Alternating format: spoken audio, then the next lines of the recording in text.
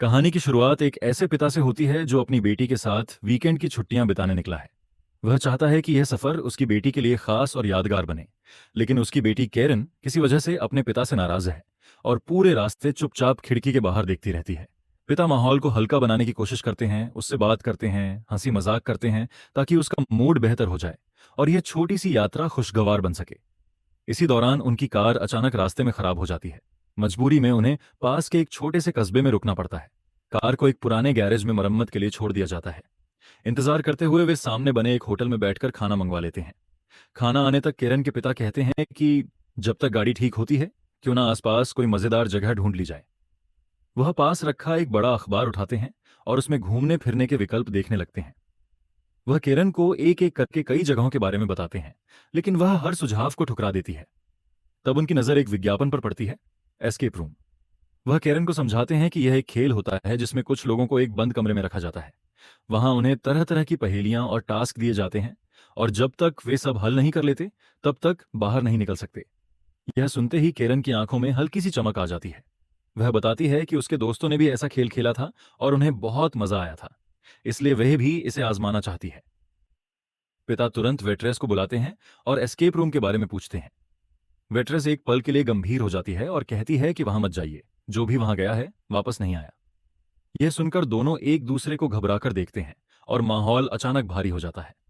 फिर अगले ही पल वेट्रेस हंस पड़ती है और कहती है कि वह तो मजाक कर रही थी, असल में वहां लोग खूब एंजॉय करते हैं। यह सुनकर दोनों थोड़ा सहज हो जाते हैं और वहां जाने का फैसला कर लेते हैं। उसी बीच केरन वॉशरूम चली जाती है क्योंकि उसके कपड़ों पर कुछ गिर गया होता है। जैसे ही वह अंदर पहुंचती है, अचानक लाइट्स टिमटिमाने लगती हैं और पूरा वॉशरूम अजीब सी खामोशी में डूब जाता है। तभी उसे बगल वाले केबिन से अजीब आवाजें सुनाई देती हैं, जैसे कोई अंदर से दरवाजा खोलने की कोशिश कर रहा हो। उसका दिल तेजी से धड़कने लगता है। डरते डरते वह उस केबिन की तरफ बढ़ती है और दरवाजा खोलने ही वाली होती है कि तभी उसी केबिन से वेट्रेस बाहर निकल आती है। अगले ही पल उसके पिता उसे आवाज देते हैं और वह जल्दी से बाहर आ जाती है। लेकिन उसके मन में बैठा वह अनजाना डर आसानी से खत्म होने वाला नहीं था। कुछ देर बाद वे एक किराए की कार लेकर उस जगह की ओर निकलते हैं जहां एस्केप रूम बना हुआ है। जैसे जैसे वे आगे बढ़ते हैं, आसपास की रौनक कम होती जाती है। आखिरकार वे एक सुनसान इलाके में पहुंचते हैं जहां चारों तरफ सन्नाटा पसरा होता है। सामने खड़ी इमारत को देखकर ही अजीब सा एहसास होता है। दीवारों पर पुरानी दरारें हैं, पेंट उखड़ा हुआ है और ऐसा लगता है जैसे यह इमारत बहुत कुछ देख चुकी हो। वे अंदर जाते हैं।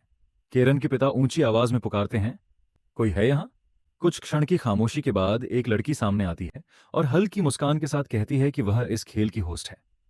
वह उन्हें अंदर एक कमरे में ले जाती है जहां पहले से 3 और लोग मौजूद होते हैं।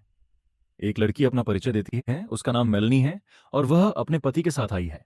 वह बताती है कि उसके पति आना नहीं चाहते थे, लेकिन वह जिद करके उन्हें लाई है। वहीं एक और युवक होता है जो बताता है कि वह डॉक्टर है। थोड़ी देर बाद होस्ट सबके लिए एक अजीब सी चाय लेकर आती है। उस चाय से तेज भाप उठ रही होती है और उसकी खुशबू भी कुछ अलग सी लगती है। केरन के पिता को इसमें कुछ असामान्य लगता है, इसलिए वह पहले हिचकिचाते हैं और केरन को भी पीने से रोकते हैं। लेकिन जब देखते हैं कि बाकी लोग आराम से चाय पी रहे हैं, तो अंत में वे भी पी लेते हैं। इसके बाद होस्ट कुछ एग्रीमेंट पेपर सामने रखती है और सबको साइन करने के लिए कहती है। उसमें लिखा होता है कि वे सभी अपनी मर्जी से यहाँ आए हैं और अगर किसी के साथ कोई हादसा होता है तो उसकी जिम्मेदारी उनकी खुद की होगी।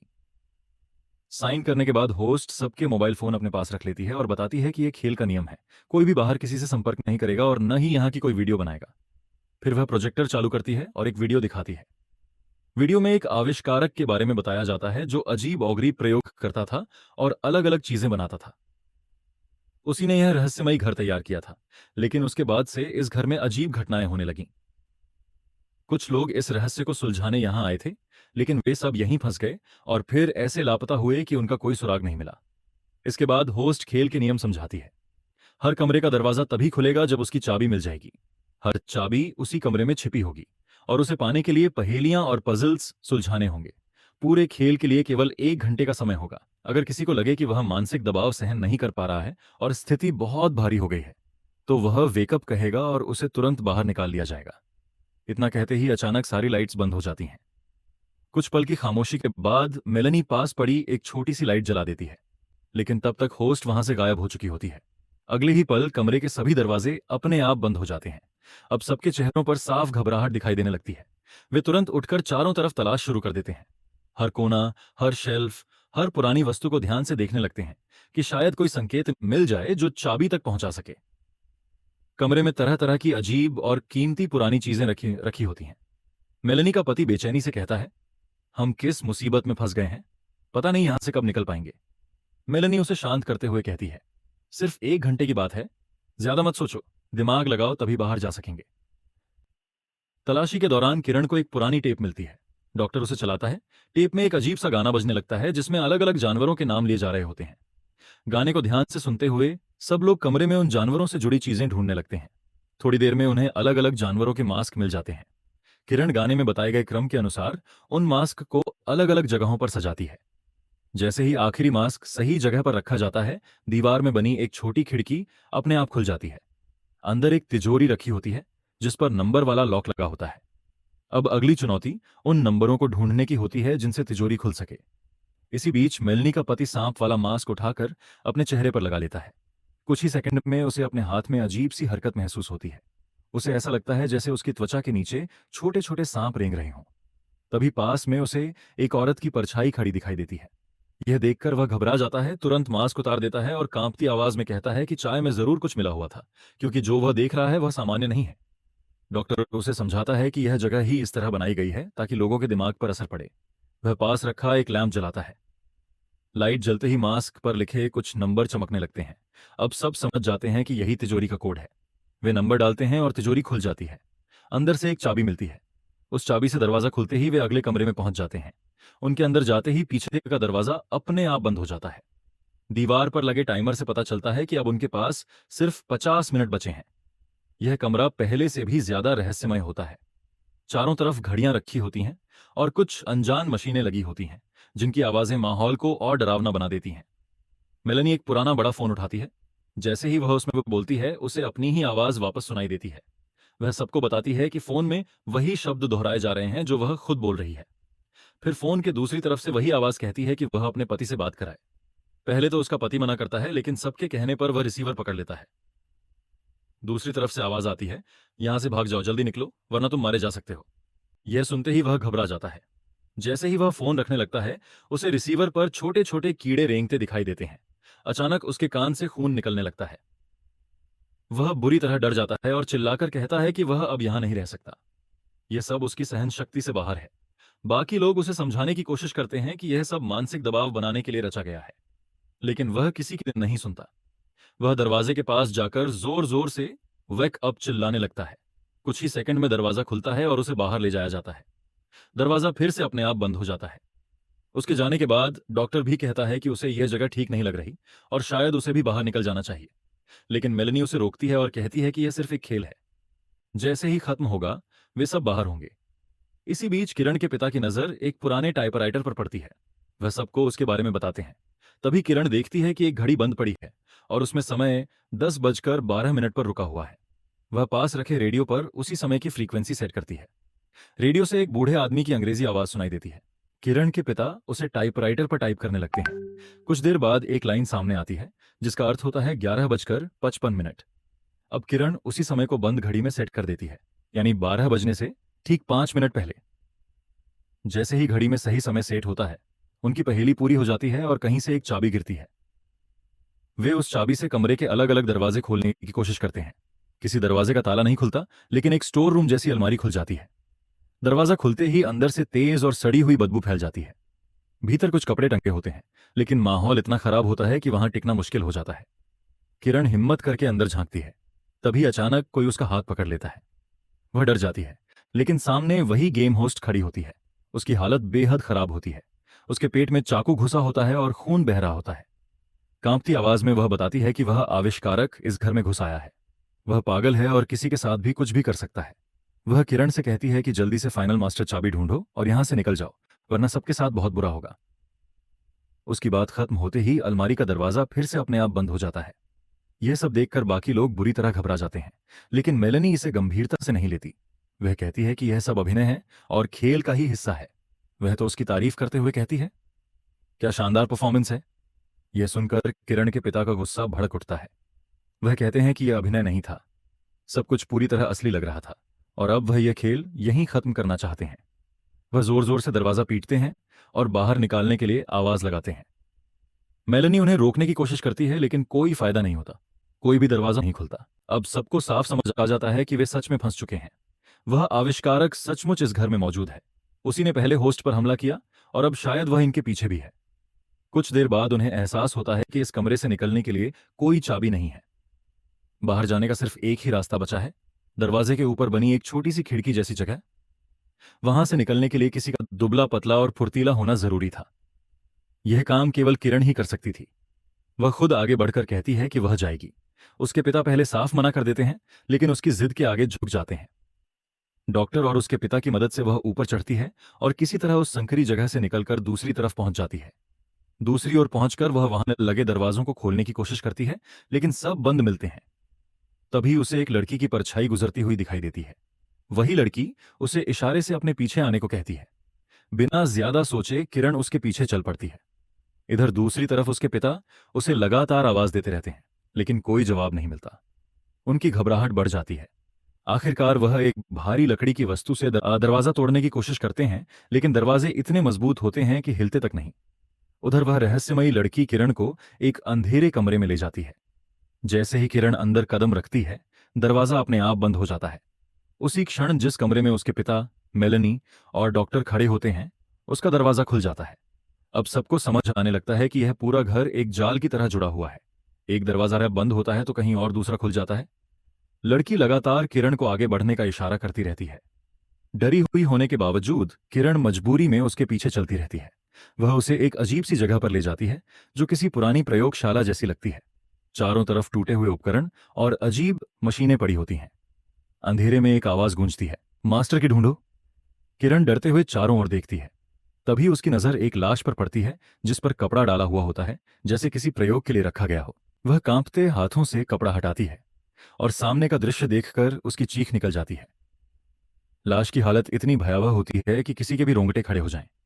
इधर उसके पिता, मेलेनी और डॉक्टर उसे खोजते हुए आगे बढ़ते हैं, लेकिन यह जगह किसी भूल भुलैया से कम नहीं होती। दरवाजे अपने आप खुलते और बंद होते रहते हैं और उन्हें समझ ही नहीं आता कि किस दिशा में जाना सही है। उधर किरण जैसे ही आगे बढ़ती है, वह लाश अचानक गायब हो जाती है। अगले कमरे में उसे एक कंकाल दिखाई देता है। तभी उसे डरावनी गुर्राहट जैसी आवाजें सुनाई देने लगती हैं। घबराकर वह अगले कमरे में भागती है और दरवाजा अंदर से बंद कर लेती है। बाहर से कोई जोर जोर से दरवाजा पीटने लगता है। डर के मारे कांपती हुई किरण दीवार में बनी एक छोटी सी जगह में छिप जाती है, जहां आमतौर पर शव रखे जाते थे। कुछ ही पलों में वह डरावनी आवाज वाला व्यक्ति भी कमरे में आ जाता है।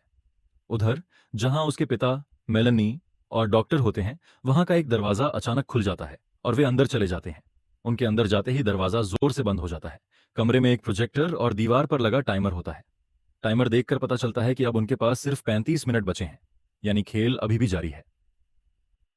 किरण के पिता गुस्से में आकर प्रोजेक्टर बंद कर देते हैं और कहते हैं कि उन्हें कोई खेल नहीं खेलना। उनकी बेटी गायब है और उन्हें उसे ढूंढना है। उधर किरण पर दोहरे खतरे मंडरा रहे होते हैं। एक तरफ जहां वह छिपी होती है, वहीं पास एक लाश पड़ी होती है और उसी कमरे में वह डरावना इंसान भी मौजूद है। तभी हालात और भी भयानक हो जाते हैं। वह लाश अचानक हिलने लगती है, जैसे उसमें जान आ गई हो। डर के मारे किरण की हालत बिगड़ने लगती है। उसे चक्कर आने लगते हैं। इधर डॉक्टर को एक नंबर वाला बॉक्स मिल जाता है। साफ है कि इसे खोलने के लिए कमरे में छिपे नंबर खोजने होंगे। किरण के पिता तलाशी लेते हुए पास के एक और कमरे में चले जाते हैं। उसी समय उनके पीछे से एक परछाई चुपचाप गुजरती है, लेकिन कोई उसे देख नहीं पाता। किरण देखती है कि लाश सचमुच हरकत कर रही है। उसका हाथ धीरे धीरे उसकी तरफ बढ़ रहा होता है। डर से उसकी सांस रुकने लगती है। बहुत धीमी आवाज में वह बचाओ बचाओ कहती रहती है। इधर डॉक्टर सोच में डूबा होता है कि बॉक्स का कोड कहां से मिलेगा।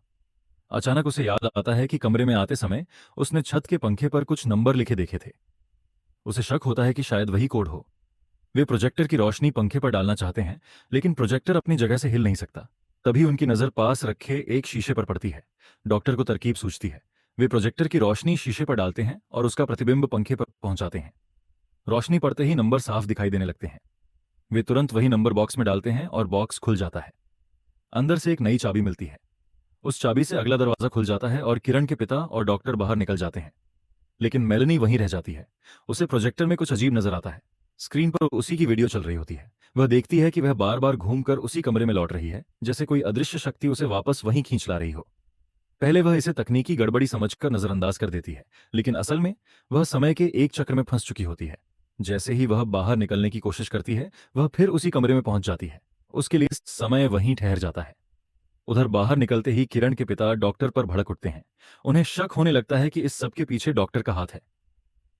डॉक्टर भी गुस्से में जवाब देता है कि वह पागल नहीं है और यह सब उसने नहीं रचा। उधर समय के चक्र में फंसी मेलनी को अचानक अपने पति की लाश दिखाई देती है।